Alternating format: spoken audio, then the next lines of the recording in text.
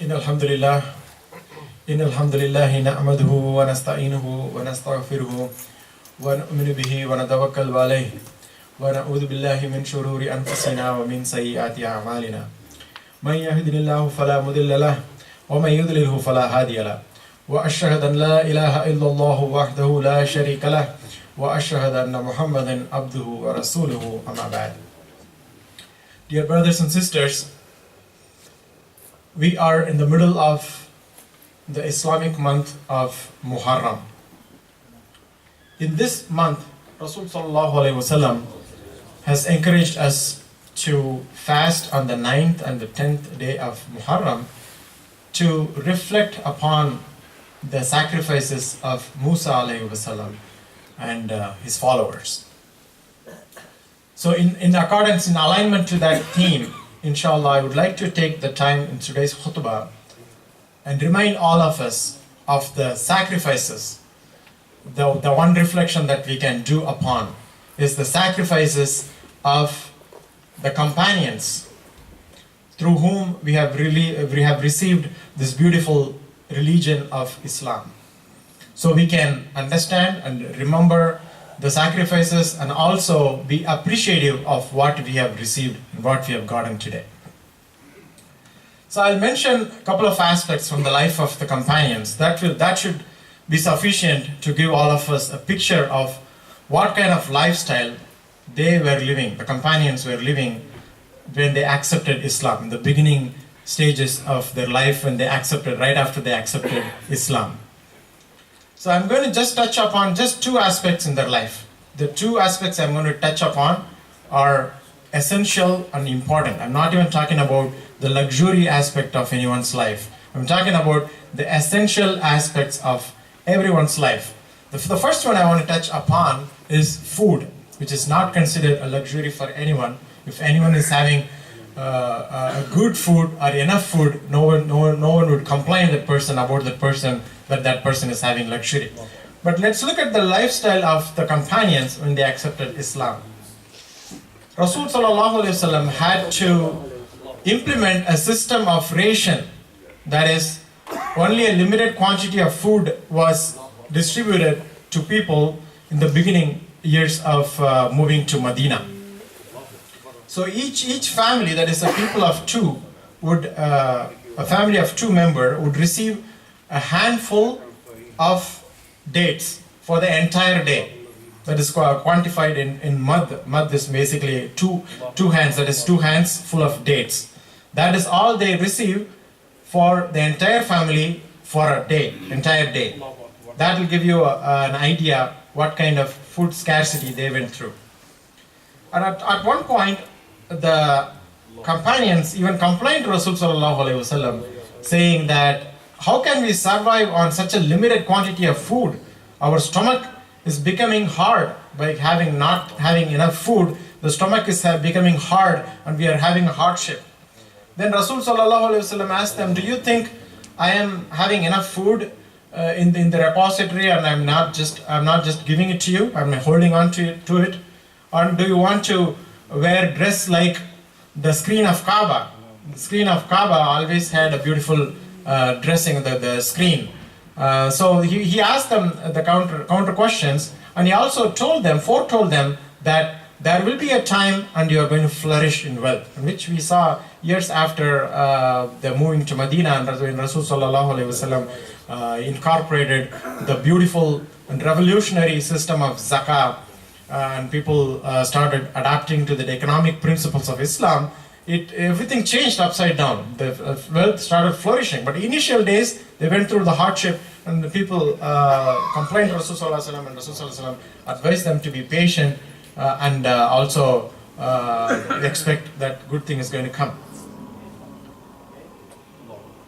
In another hadith, Abu Hurairah radiallahu anhu, he says that sometimes he would walk on the street and then he would faint. He would just faint and fall down. Why? It wasn't because of a health condition that he had. It was because he did not have enough food. And similarly, people would pray in the masjid and then they would just faint while praying. Same reason. They did not have enough food, so they were fainting. I'm just mentioning these other hadiths to give you an idea of what kind of scarcity they had, not having enough food. Abu Hurairah radiallahu anhu even says that he would sometimes tie a stone to his stomach. Why? Because of the hunger, the ongoing hunger that he is experiencing, and him and the others are experiencing, their stomach are caved in. They did not have the proper structure that a human being should have. So his stomach is caved in, and so much so that he is having a hard time maintaining balance while walking. So he had to tie a stone to his stomach to maintain the balance. So that was the situation.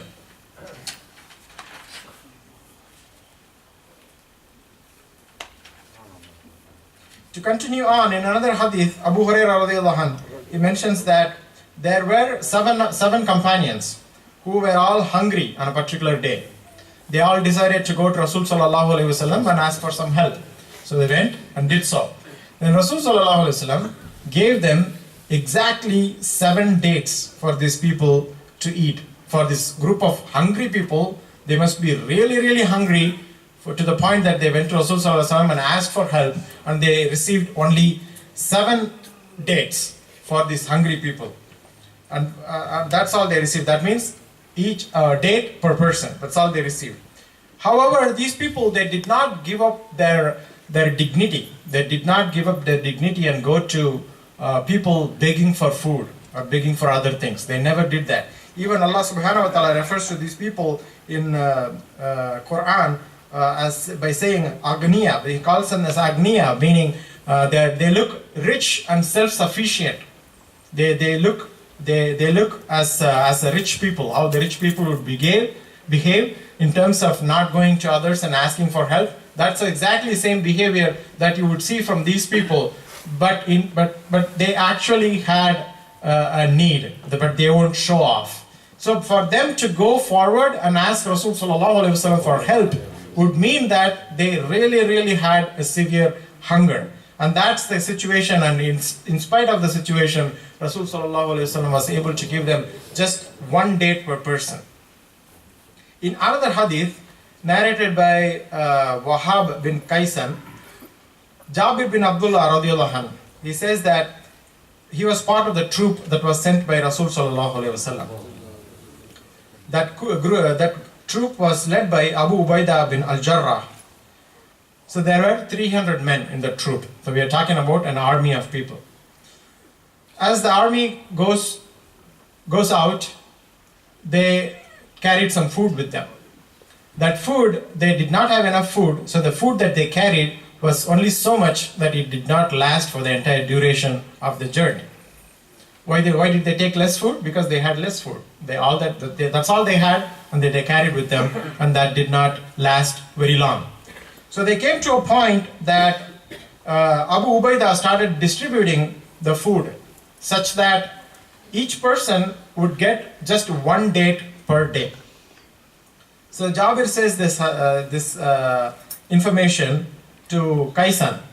Upon hearing, Kaysan, who came in the later period, he couldn't believe. He's questioning, how can you survive just on 1 date per person for the entire day? It's not even 1 date per meal, just 1 date for the entire day. And we are talking about an army. You're not talking about some civilians. Army is supposed to be strong and they should have all the energy, right? So the army men are given with just 1 date for the entire day. So he's wondering and questioning, how did you survive just with 1 date for the entire day, being the army, being part of the army? Then he said, you are wondering about that? Let me tell you further. We even exhausted that 1 date that we received as a ration, and then we even reached a point that we did not even have that. We did not even have any food, and we even survived that. So are you wondering about 1 date? Let me tell you more than that. So we came to that point. And luckily we found a fish on the coast side, a huge fish that looked like a small mountain. And then we ate that fish for 18 nights. So they survived for a period of time just with 1 date. Then for a period of time with nothing, no food. And then they found a fish that was sufficient for them to consume for 18 nights. So if they are keeping a fish for 18 nights, in the weather like Saudi Arabia, where there is no refrigerator, there was no refrigerator, there was no freezer, then you can imagine what kind of quality that fish would have turned into. And you can then understand what kind of desperation for food they were in for them to consume such a bad, such a food in a bad state, apparently in a bad state. So this hadith is in Sahih al-Bukhari, hadith number 4360. Today, many of us, kids and adults included, we don't consider spinach as an exciting food. If I were to tell you, all you're going to have today for lunch is only spinach, I don't think any of us would be so much excited, right? This is knowing that you will have another food for later on today. But even in spite of that, we won't be excited for spinach. But look at this hadith where the Sahabis were excited just for spinach as a food. That's all they received, and they were excited for it. So narrated by Sahal bin Sa'ad radiallahu anh, he says that we would look forward to Fridays. We look forward to Fridays. Why? Because there was an old lady, she would prepare some spinach soup and mix it with barley, and she would distribute for us on Fridays. So for that food, they were looking forward to it. And he says that, wallahi, that meal contained no fat. That meal contained, the spinach food we are talking about, the spinach soup, did not have any fat, meaning it was so diluted. So it is only spinach and some barley, and that was also so much diluted. It's like drinking water. That's all it had. And for that food, they were looking forward to it. They were looking forward to Fridays, and they get so excited when Fridays come because they are going to have this food. So this hadith is in Sahih al-Bukhari, hadith number 5403. Today, even if someone were to offer you pizza or some other nice food for free, and if you have to drive for 5 minutes to get it, most of us won't do it, right? Unless we have a purpose of something else to go along the same route. So most of us would even pass this, right? So that is the situation that we are in. But look at the condition that the companions were in, that they were even excited for a food which was just some diluted spinach. In spite of all this poverty, the Ansars, the ones that accepted Islam in the beginning, and or the one of those who accepted Islam in the beginning and gave asylum to the people who accepted Islam from elsewhere to come and live with them, had huge hearts. If you think about it, the struggle for food, it came because there was a number of migrants that moved from Mecca to Medina. After they accepted Islam, they came to a point that they couldn't practice Islam in Mecca. So they had to move out of Mecca to be able to practice Islam. So they moved before and with and after Rasulullah when he moved to Medina. So because Medina was welcoming people that are accepting Islam. So that movement has created a destabilization in the infrastructure in Medina, because the infrastructure in Medina back then wasn't so much sophisticated like how we have today, right?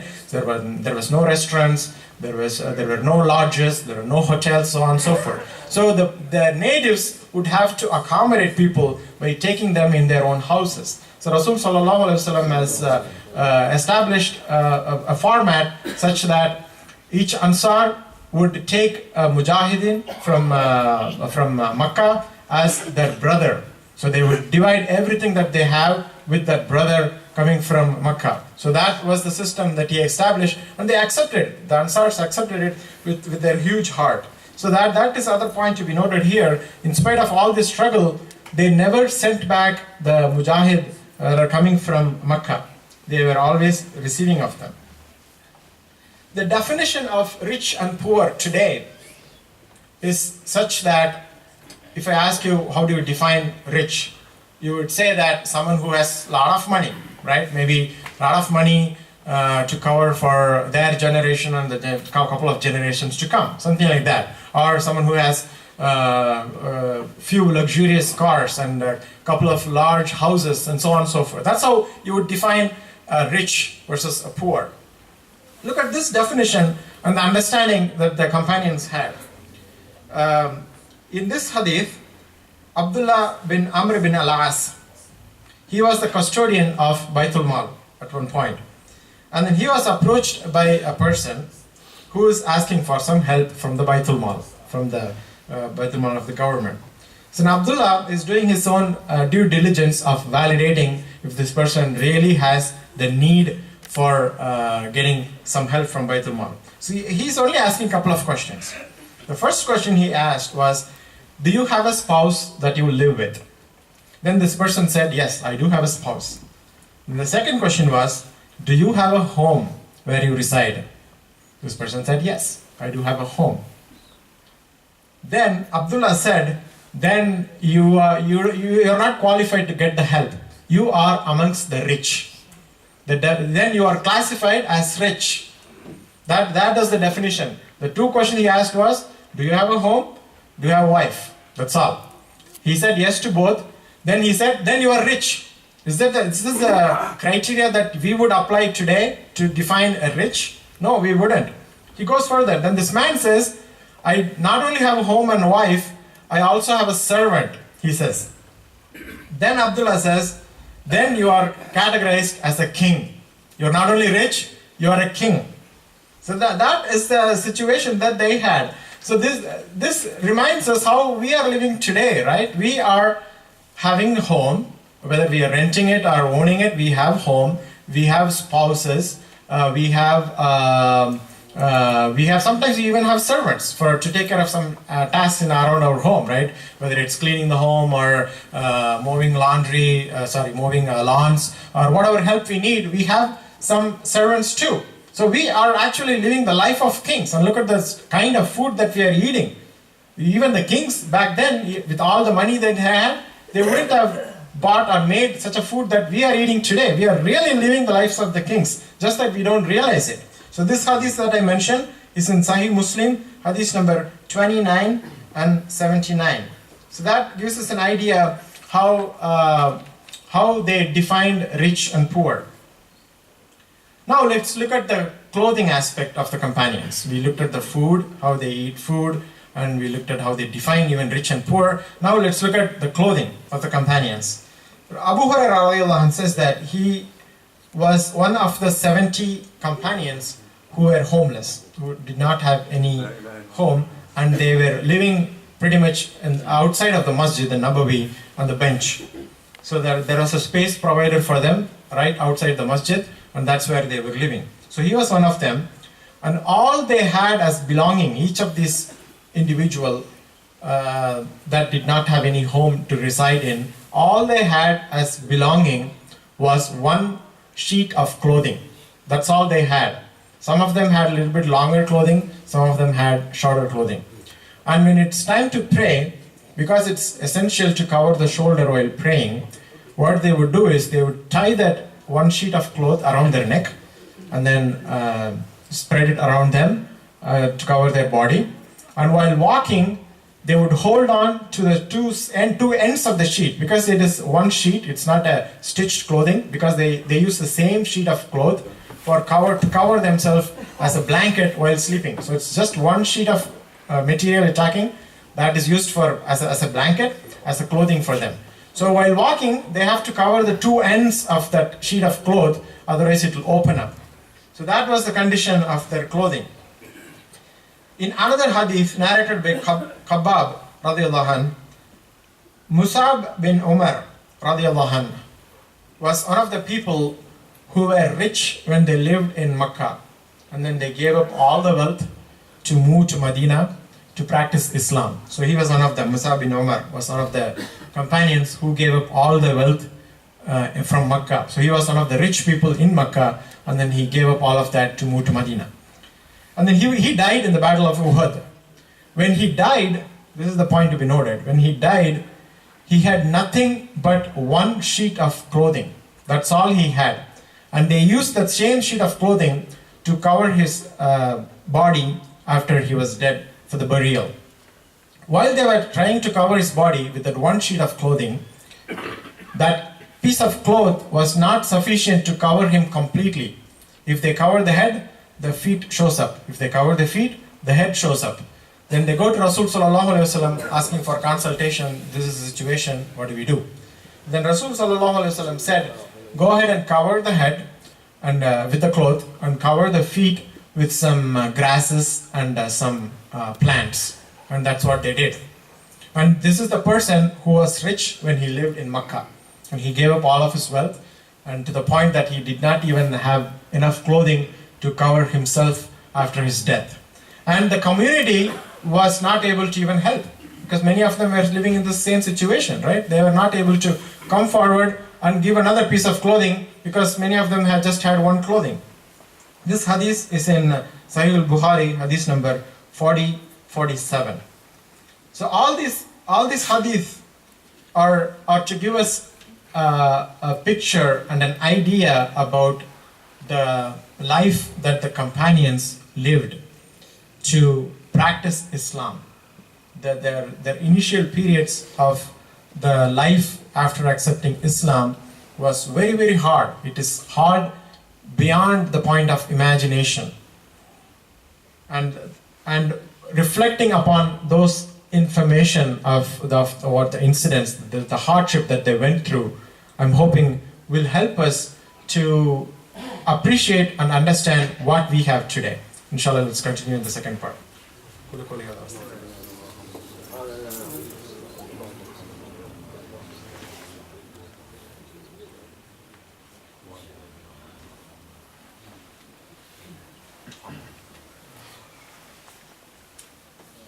لا إله إلا الله وحده لا شريك له له الملك وله الحمد وهو على كل شيء قدير. Muharram is the month of reflection. It is not enough if we fast a couple of days in the month for Ashura and not get the essence of the practice of reflecting upon the sacrifices of our forefathers.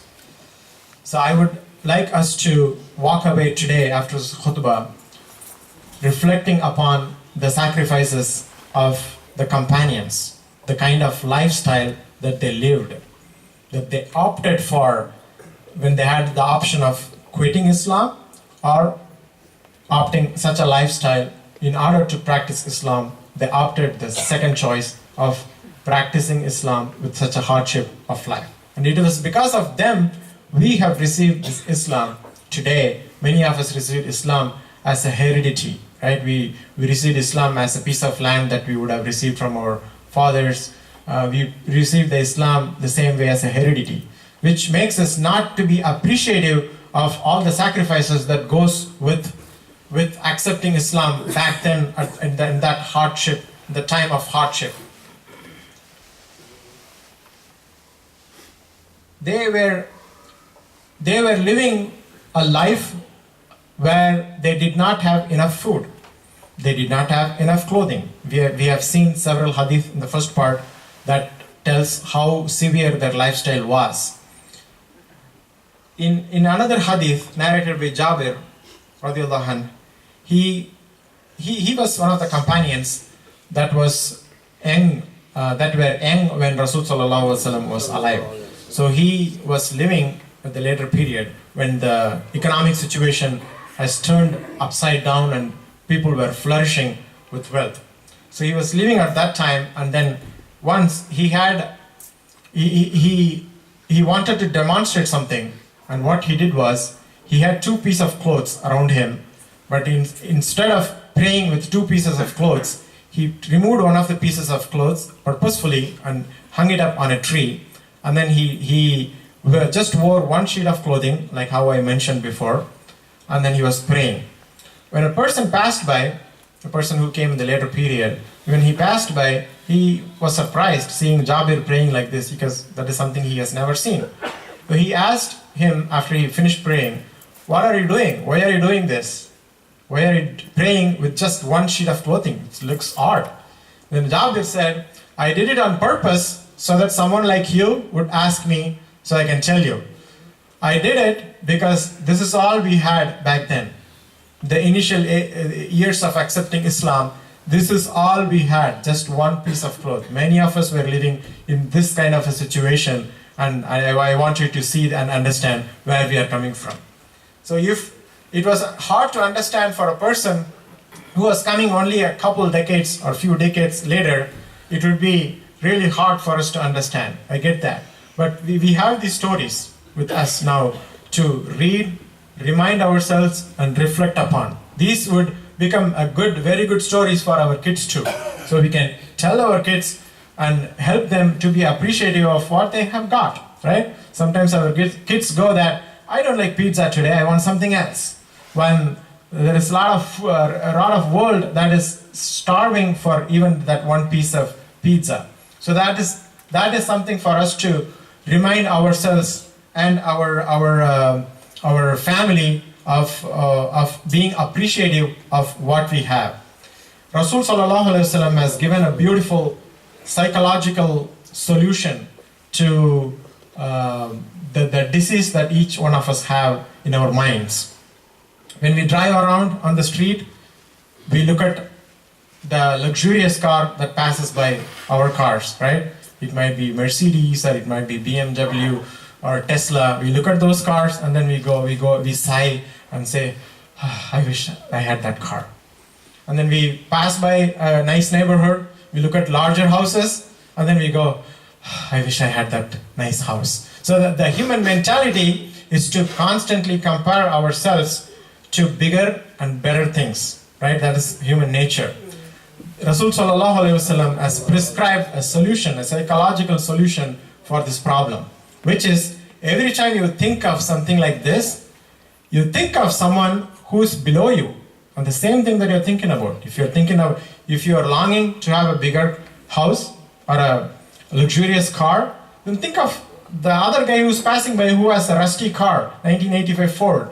Or think of the people who are homeless, who not even have a rented space. So there is always someone that is below you. There is always someone that's below you. It is important for us to think of them. By understanding these stories, it is important for us to know that people have lived such a life. They lived with one day per day. They lived with nothing. And they lived with deteriorated food for 18 nights. They lived all these things for only one goal. That goal was meeting Allah subhanahu wa ta'ala on the day of judgment and then go to Jannah. The day of judgment, the hereafter was their only goal.